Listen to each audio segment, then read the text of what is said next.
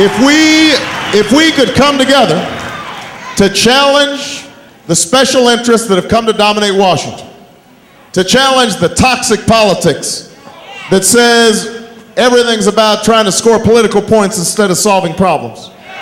If we could challenge ourselves to be better, better neighbors, better citizens, better parents, then I believe there was no problem we could not solve and there was no destiny we could not fulfill. Now, I am here, Youngstown, to report to you that after a year of crisscrossing the country, flying every which way, talking to thousands and thousands of people, shaking thousands and thousands of hands, eating hundreds and hundreds of chicken dinners.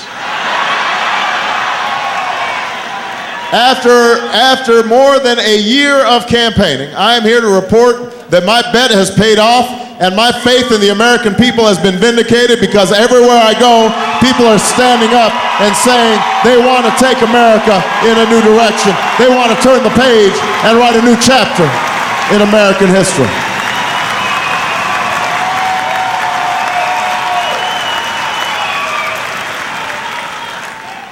Now, I have to say this. We have seen unbelievable turnout everywhere we go. People are voting at rates we haven't seen. Especially young people are getting involved in the first time in American politics.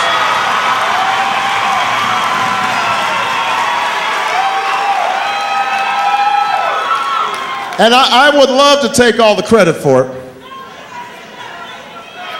No, but I have to admit that part of the reason everybody's paying such close attention, people are watching the debates and reading people's position papers and coming out to town hall meetings, part of the reason is they know that they're going to be selecting the next president in November, and whatever else happens, the name George W. Bush won't be on the ballot, and that has everybody excited.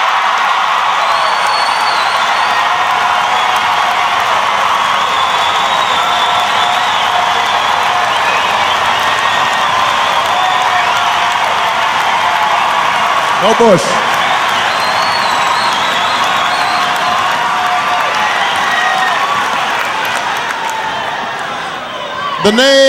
The name of my cousin Dick Cheney will not be on the ballot.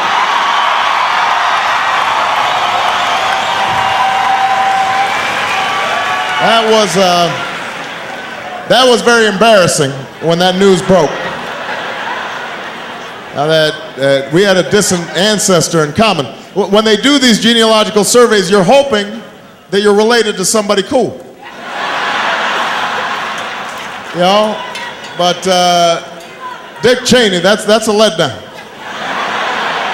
Anyway, his name won't be on the ballot. So the era of Scooter Libby justice and Brownie incompetence and Karl Rove politics will finally be over next year.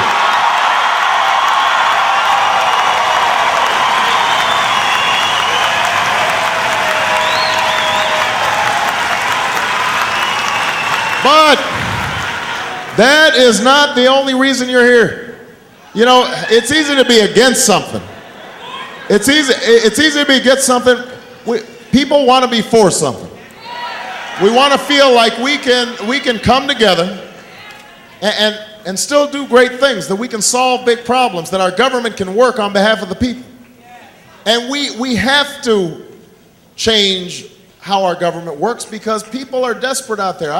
I meet them every day. You see them here in town. Everywhere I go.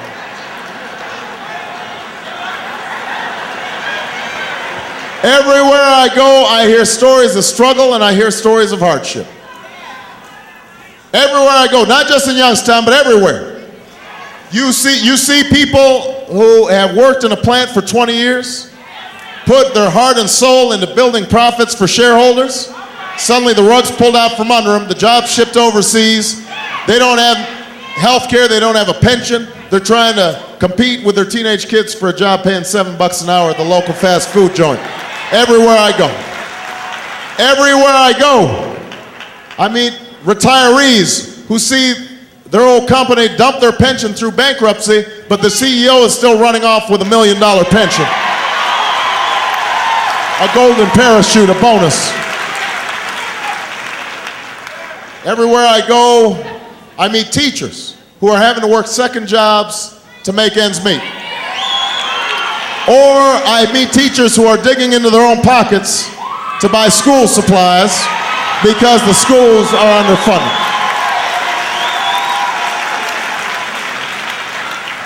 All across America, I meet people without health care, parents who are worried about what will happen if somebody in the family gets sick, seniors who are taking half a dose of their prescription medicine because that's all they can afford.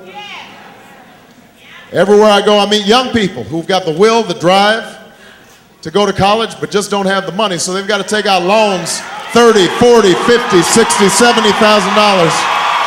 They've got a mortgage before they even buy a house.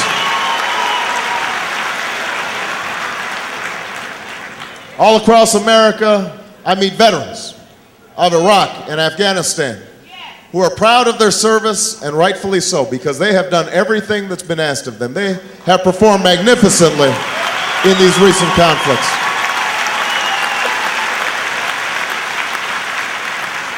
But they think about those who they left behind, and they wonder about the wisdom of a mission that's cost us so dearly in blood and in treasure.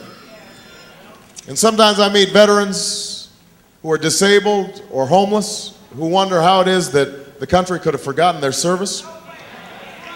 And sometimes I meet mothers in rope lines right after rallies like this, who I've got to hold in my arms as they weep silently over the memory of a fallen son or a fallen daughter. And all across America, I meet people who are proud of this country, love this country, they are patriots. But they're ashamed of Abu Ghraib, and they're ashamed of Guantanamo, and they don't understand how we could be giving up our civil liberties with warrantless wiretaps, and they don't want to have a debate about whether or not we torture or not. They love this country, they want their cherished values and ideals restored. People tell me they want change. And what I say to them is that I wouldn't be running if I weren't confident in my capacity to lead this country in a new direction, to reach for something better. But I cannot do it by myself. Remember what I said, change does not happen from the top down. It doesn't happen just because we change political parties in the White House. It will happen because the American people are mobilized, are enlisted in the process of change. When you start having some say in what's taking place in Washington. So if you are ready for change, then we can go ahead and tell the lobbyists that their days of setting the agenda in Washington are over.